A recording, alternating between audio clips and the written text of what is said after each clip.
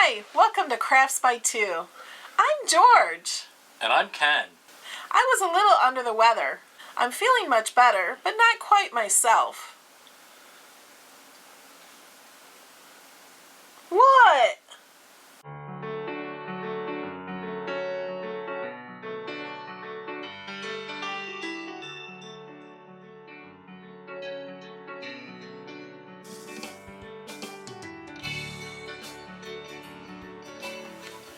Ken, what are we doing in this video? In this video, George shows you how to make the negatives for the Teresa Collins Stamp Maker. We showed you in our other video how you can make your own stamps, and a lot of people wanted to know, how do you make the negative? I show you how to do that? Yeah, are you so sick you don't even remember? I'm just not feeling myself. There are two types of ways that you can make Stamp Maker negatives. The first, and perhaps the simplest of the ways, is to use the Imagepac Stamp Maker negative making program, which is a web application, which means all you need to run it is a web browser that has Microsoft Silverlight installed. If Microsoft Silverlight isn't installed, the app will let you know that and tell you where you can download it to run this application. On the Mac and Windows, we found that this application works best in Firefox. So depending upon what web browser you're using, your results may vary. With the web application, it allows you to make 3 different size negatives. You can make a medium, a small, and a mini size. There aren't any mini gel packs though, so if you're going to make a mini stamp, you're going to end up using a small gel pack. So let's start with a medium negative. With this button, you can rotate your workspace to be portrait or landscape. And this button lets you import images from your computer. Here's the Crafts by Two logo. Once you have it imported, you can grab one of the sides and stretch it and resize it to any shape that you want. There's also an auto-fit button, which will auto-fit your image to the workspace the best that it can. Normally what this will do will make the image full height or full width, whichever it can do best. Just like that. Once you have an image imported, you can come over here to editing. You can flip horizontal, flip vertical, rotate 90 degrees counterclockwise, and rotate 90 degrees clockwise. You can resize the image. This will bring up a dialog that lets you type in numbers.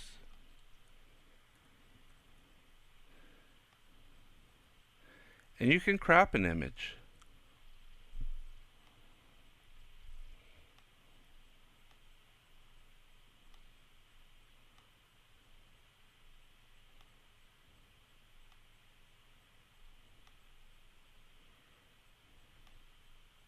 But we won't apply that right now. Below the editing window, there's the layers window, where you can hide an image, show an image, and delete an image. If you want to insert text, you can do that through the web application also. Come over here and click Insert Text, and it brings up a dialog. You can type in whatever text you want to use. Here it will show you all the fonts available on your computer. It will let you pick a size.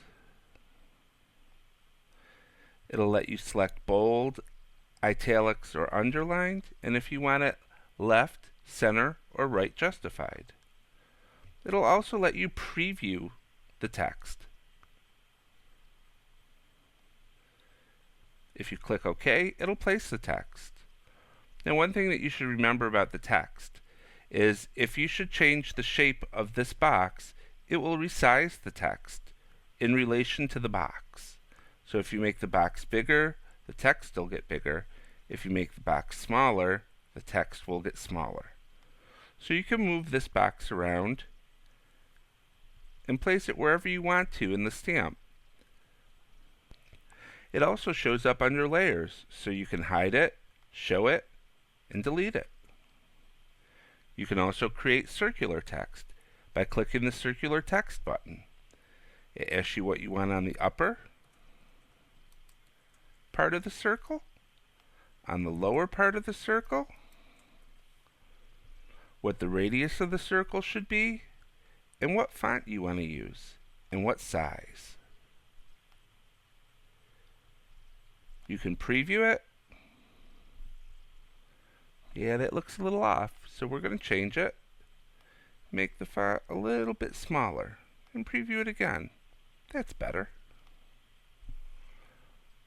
Say OK to place it. Now we can move that around.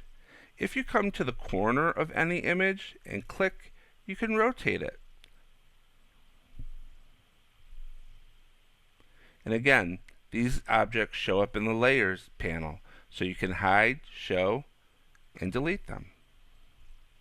You can insert a square,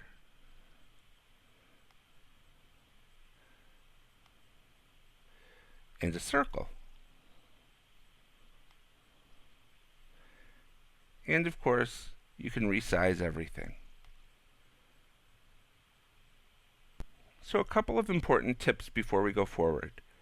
When you're placing your images in the workspace to create a negative, you should be very careful not to get them too close to the edge. The gel packs are sealed along the edge, so the closer you get to the edge, the thinner the gel is.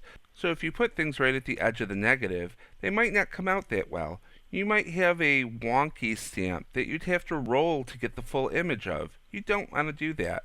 They recommend a 2mm border all the way around your negative. So you should keep that in mind when you're placing your images and text. Let's import the Crafts by 2 logo again.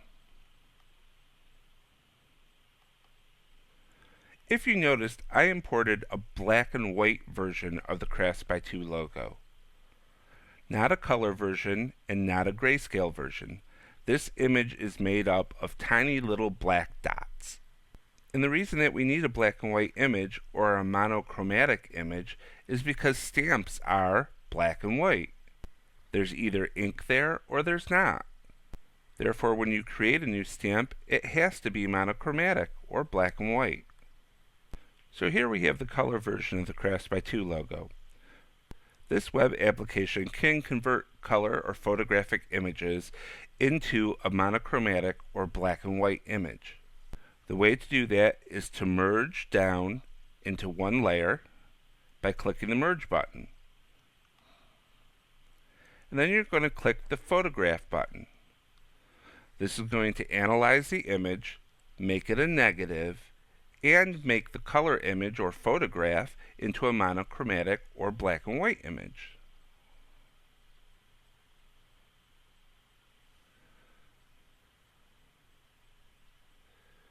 There, that's converted our color image into a black and white monochromatic image. And we could print this out to make a negative. So one of the drawbacks of using this application is you can't really mix photographic images, text, and black and white images together nicely and get a good solid result on the negative. So if you place a color image with a black and white image or text and you convert it using the Photograph button, it will analyze the entire negative workspace as if it were a color image. Therefore, the text won't be bold and strong anymore. It could be dithered and made into little dots. The second way to create a stamp negative is through a graphics application like Photoshop, Windows Paint, or like this, GIMP. We use GIMP because it's a free application that runs on Mac and Windows. This is a template we created in GIMP for the Teresa Collins Stamp Maker. When printed out, this image will fit inside the clamp that came with the Teresa Collins Stamp Maker. This is not a tutorial on how to use GIMP. We assume that you understand how to use GIMP, Photoshop, or other graphic applications like that. There's nothing different here. The template just shows you where you can place things and will help you print it out. The black area shows where you cannot put things. That's outside the printable area to make a stamp. The first set of blue lines shows you the edge of a medium stamp pack. The second set of blue lines shows you the safe area that you can put graphics in. Remember when I said not to get the graphics too close to the edge? The second set of blue lines shows you where it's safe. And then the third set of blue lines, these in here, this shows you the small stamp pack. So you use GIMP just like you would any other graphics application. You can put text in, draw pictures, import photos, but just remember, when you import things, they should be monochromatic, black and white. So here, let me show you how to do that with GIMP. Let's open the Crafts by 2 color logo.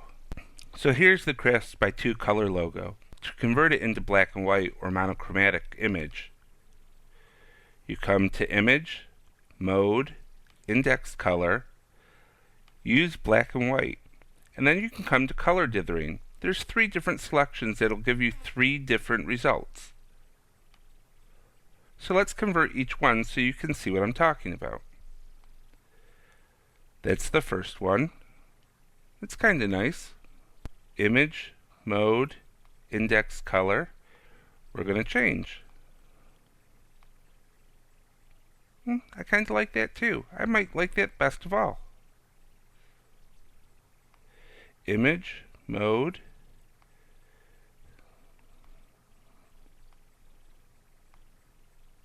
I don't really care for that one. So I think the second one was my best bet.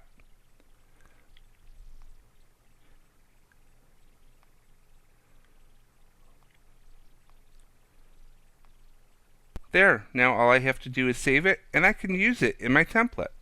So there's the Crafts by 2 logo after I converted it into a black and white image. Now with GIMP, I can come here,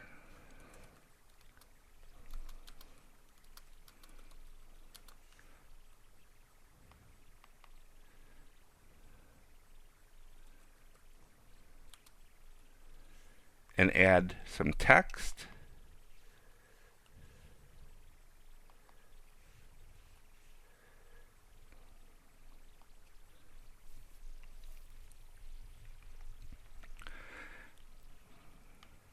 So let's say that's what I wanted to do for a stamp.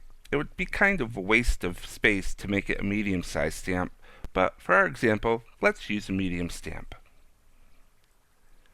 So the first thing you need to do is to hide the background. And then you need to come to Image and say Flatten Image. And then come to Color and say Invert. There you go. There's your negative. You're ready to print it off. And we'll be talking about printing in our next episode. That was really weird. I didn't feel like myself at all. What? You're looking a little green, Ken. Maybe you need to go to the doctor. You got me sick. So that seemed really easy. Yeah, a lot of people think it's a lot more difficult than it is. So remember, if you haven't subscribed to our channel yet, please do. Give our videos a thumbs up. And if you have any questions, put them in the comments below. We'd be happy to answer you. And don't forget to share our videos with your friends. We really appreciate it. So, until next Tuesday, or Ken gets better. Or maybe sooner. We'll talk to you later. Bye! Bye! What do you mean gets better? I'm feeling fine.